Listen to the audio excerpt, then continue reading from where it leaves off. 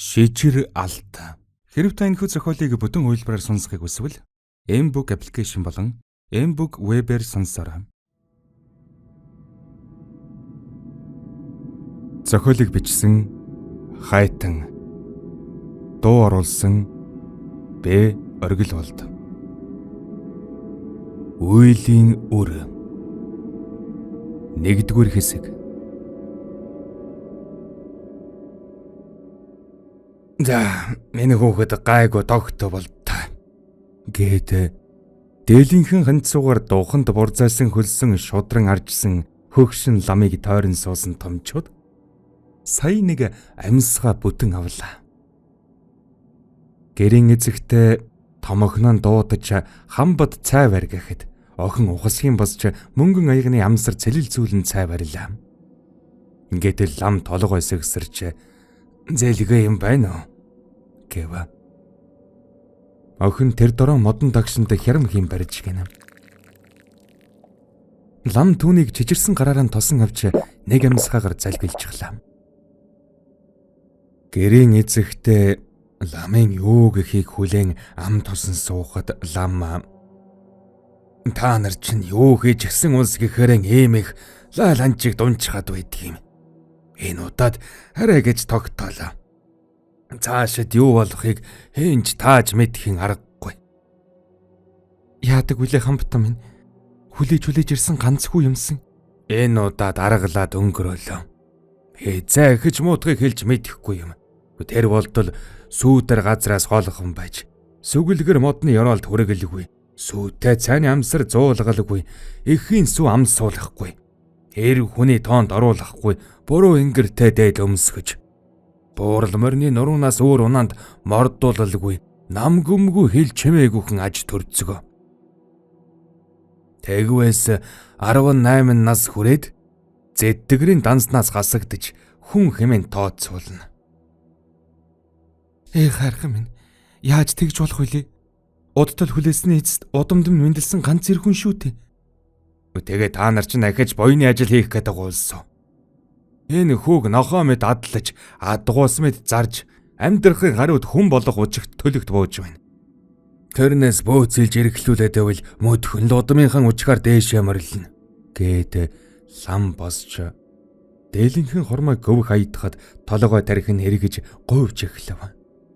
Том охин тосох гэхэд бүүгээд хавтуулсангүй. Гар цагаан үггүй гэрээс гараад бүрэнхээ залгасан үесэд харанхуй шингэн алга боллоо. Эр дотор нам гүм. Хөгшин ихэн зүүн орон дээрэн нүдэн анин эрхэн эргүүлж сууна.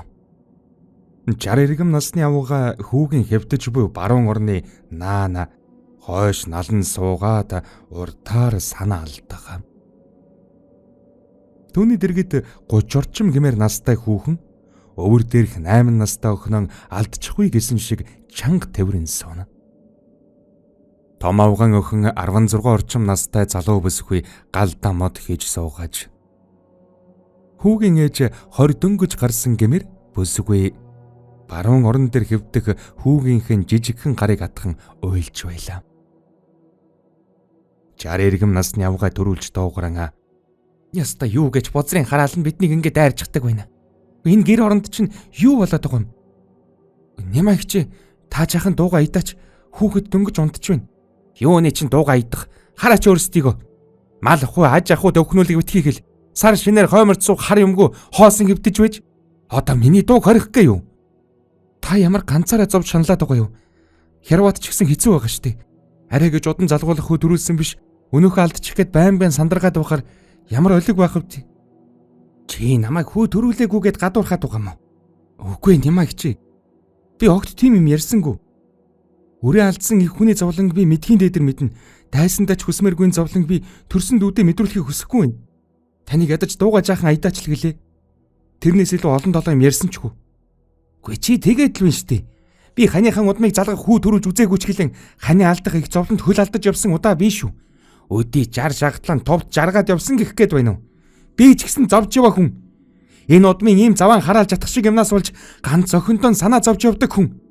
Хэний хүүгийн толгойг залгисан нэр зүүх юм бол тоо гэж шүн болгон л залбирч суун. Би тэгээд охин хүүхдг юм уу? Та ер нь хаашийн янзын заргач юм бэ? Төм зовж байхад ганцхан өөрөө зовж байгаа юм шиг хачгачиж гуйхчаад унах юм. Одоо байдлаа үүр дотроо өшгөлцгэн. Бямба. Би чамайг ер нь хажаад л байгаа. Юм л бол сайн хүний дүр эсгэж энэ сумаар нэг намайг муулж явдгийг чи мэдэн шүү. Чи өөрөө тийм сайхан хүн үү? Би чамайг дэлгүүрийн чандлын нөхөртөө ужигтай байсныг чинь мэдэн шүү. Би хэдий хэл амтаа байлаач чам шиг хүний нөхөр өвөртөл чивдэгтээр нь тулаагүй. Харал та. Хөгийн хар мөрдөө хүүхэн болохоор хүний нөхөр өрөөс нь талан цус харавчгаад өөрөнд баачаа чадахгүй болцоход өвдөж байна.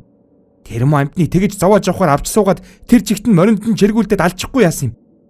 Яг охиныхон аав шиг гэхэд Бямбагийн дэсвэр алдаж. Та чинь ямар амар хүн бэ? Алгын чинээхэн охины минь дэргэд талиг чаавыг нь гутаач ээжийг нь шившгэлж байдаг. Би таны зовлон жаргалыг тоочоогүй үсттэй. Гэд уйлж гарав. Өвөр дээрх охин нь эхэн аргадаж суухад Нямаа ухасхийн босч би л энэ гэрт чинь илүү дайд байгаа юм байна. Зайлаад өгөмц. Гэд босон гэрийн хаалга саван гарч бодлоо. Зүүн орон дээр эрхэн эргүүлж суусан хөгшин ээж нь нулимсэн ширгэсэн нүднийхэн өрчгөр зөвхийг арчин сууна.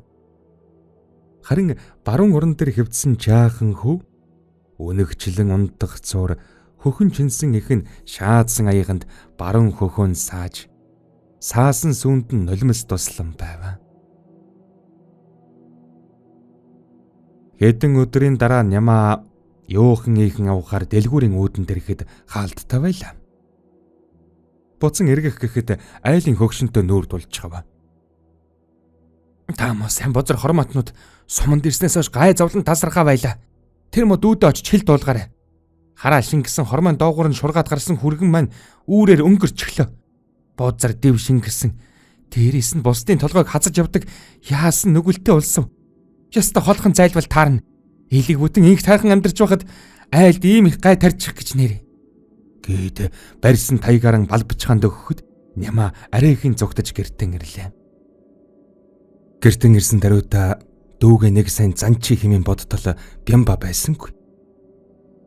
Хүүхдүүдээс сураг дуулвал хойшоо явсан гэж. Тэр зүгт явхад нэгэн жижиг жалганд өвдгөн төврэн суугаад уйлж байх юм гин.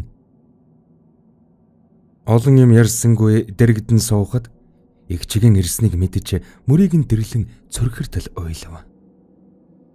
Ихч бид яагаад ийм хувь тавиланд унчих вэ? Хаанаас эхэлчих вэ? Хиний хийсэн үеийн мөрийг бид ингэж үүрэх ёстой юм болоо? Мэдэхгүй юм та дөөмөн. Их чинь ч бас хагцал үдсэн хүн юм болохоор та хоёрын над шиг битгий зовоосоо гэж их хүссэн юмсан. Таанч тавилан заяа дутчихлаа та. Би таны хэлтгэр хүний нөхөртөө явуулдаж хүн амьтанд дад болж байгаа ч гэсэн би тэр хүнд чин сэтгэлтэй байсан юм шүү. Түүнийг өвдөөсөө үхээсэй гэж огт бодож байгаагүй. Тэр битгий хэл эхнэр хүүхдүүдээ орхиод над дээр ирээсэй ч гэж хүсээгүй. Надад эр хүний нөмөр нөөлөгт жаргаж явах сайхан байсан юм. Өөрийнхөө шуналт зангаас болж хүний амь хөнөөчлөө шүү дээ. Чи хөнөөс юм биш шүү дээ. Тэр хүний тавиланлан гэж таарлаа гэж бод. Одоо нулимсаарч. Чи бид хоёр хоёул охин өрстэй их хүмүүс. Эртхэн энэ талаар арга чарга бодохгүй бол ирээдүйд бидний охид ингээд уйлаад сууж байж ч мэднэ. Одоо оръё. Хэмээн аргадаад хоёул гэрүүдэн зөвглөв. Гэтэл өөдөөс нь 8 настай охин нь тосон гүйж ирв. Ээж Бямбаажа эмээ нэг л сонирн болчихлоо гэхэн тэр. Хоёул гэрдийшгүн очтол зүүн орон дээр хэвдэх ээж нь хоолой царгуулan ханиах бүрт хөрөнд цусаар хахуулж дээлийнх нь энгэр хоёр ханцуу тэржигтэн нүжирсэн их цусаар будагдсан байлаа. Бямба балга ус төхүүлэх хооронд Нямаа ээжийнхэн орны өмнө сууж цээжин дорн дээр ивэн жаахан хөндөлгөхөд ээж нь ээжийнхэн би горьгүй боллоо. Тан эмч домч гэд яахав. Харин ээжийнхээ араас битгий их хуйлаарай. Нямаа юу гэж байгаа юм бэ? Битгий муу ёрдууд сая хүүхэд гүйлгчихлээ. Удахгүй юм чирнэ. Та жаахан тэсэд байж байгаарай. Тэр хэрэггүй. Харин ээжийнхээ ажил явдлын араас барлагтай саманд байдаг донь үдгээд хөгшин лам би. Тэрийг олж уулзаарай. Миний залууд их өндөр настай хүн байсан өдөөд ч талигаа биз. Эсвэл бол түүний шав гэж ламхар байвал олж уулзаарай. Тэр хүний төлөг зөрнө гэж байдаггүй юм. Энэ муухай хараалаас гарах үчгийг тайлж өгөх биз. Гээд амьсгал авах гэтэл өгсрүүлэн ханиаж гарлаа. Гэрийн гадна эмнэлгийн машин ирэв. Эмч нар гэрт яаран орж ирэхэд зүүн орон дээр хөгшин хэдийн амьсгал татчихад охид нь түүний орны дэргэд зэрэгцэн сууж байлаа. Шижир алт. Хэрэв та энэхүү зохиолыг бүтэн хувилбараар сонсохыг хүсвэл Mbook аппликейшн болон Mbook вебээр сонсороо.